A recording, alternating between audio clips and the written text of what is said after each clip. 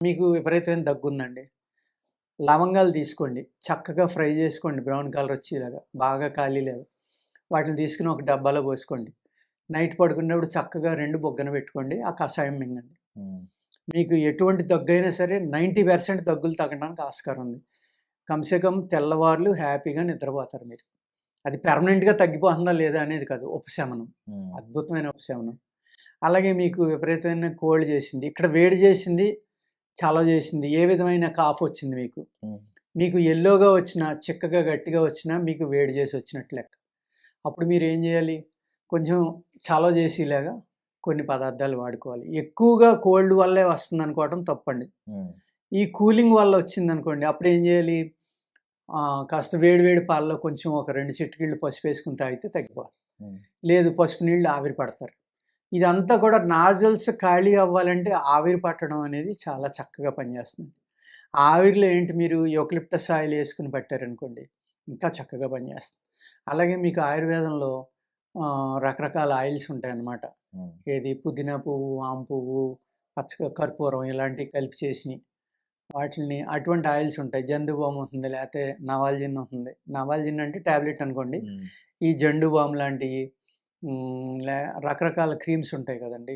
ఇయి రాసుకుంటే కూడా తగ్గుతాయి. హ్మ్. అలా రాసుకునేటప్పుడు వాటిల్ని గనక వేడి నీళ్ళలో వేసి ఆవిరి పడితే కనుక చాలా చక్కగా మీకు రిలీఫ్ అనేది దొరుకుతుందనమాట. హ్మ్. ఇంకా జ్వరాలంటారా?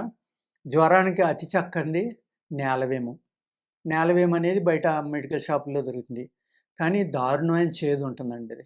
దాని కషాయం కనుక మీరు ఒక 2 మిరియాల పౌడర్ యేసుకొని గనక తాగితే ఎటువంటి జ్వరమైనా చక్కగా కంట్రోల్ అవుతుంది. దాన్ని ఉదయం, సాయంత్రం కూడా పరగడుపున తీసుకొని ఆ తర్వాత మనం ఆహారం తీసుకోవడం. హ్మ్. ఇప్పుడు లంకనం అనేది కూడా చేయనివ్వట్లేదండి ఫీవరొస్తే. పూర్వకాలం లంకనం పరమౌషధం అనేవారు. జ్వరం వస్తే గనక మళ్ళీ జ్వరం తగ్గేదాకా ఏం పెట్టేవారు కాదు. ఇస్తే పాలిచ్చేవారు. లేతే బార్లీ వాటర్. ఎంతసేపు బార్లీ నీళ్ళు, బార్లీ నీళ్ళు, బార్లీ నీళ్ళు. హ్మ్. ఆ బార్లీ నీళ్ళు తాగటం వల్ల కొంచెం కూడా నీరసం వచ్చేది కాదు. ఇప్పుడేం చేస్తున్నాం కొంచెం నీరసం ఉందనగానే డ్రిప్పు. హ్మ్. హాస్పిటల్‌కి తీసుకెళ్ళడం, ఇంటర్నల్‌గా డ్రిప్ ఇచ్చేయడం.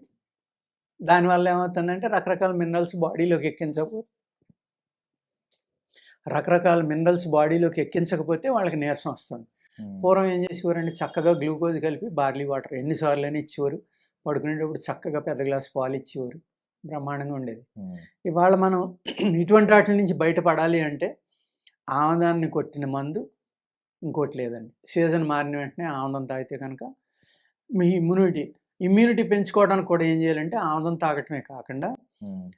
మీరు అనేక రకాలైనయి ఉన్నాయి. ఇప్పుడు కరోనా వచ్చి ఎళ్ళాక అందరూ శిలాజిత్ అని, హ్మ్. లేకపోతే అశ్వగంధ అని, దూలగొండ అని ఎన్నో రకాల మందులు ఇమ్యూనిటీకి వాడుతున్నారు. హ్మ్. వెరీ గుడ్ అండి. కానీ అయి వాడే ముందర కనుక మీరు డీటాక్స్ చేసుకొని వాడితే ఈ ప్రాబ్లమ్స్ అన్నిటి నుంచి ఆటోమేటిక్‌గా మీరు బయటకొచ్చేస్తారు. యాహ్! థాంక్ యూ అది. Sir. Thank you okay. Sir. Thank you so much మీ విలువైన సమయాన్ని హ్మ్.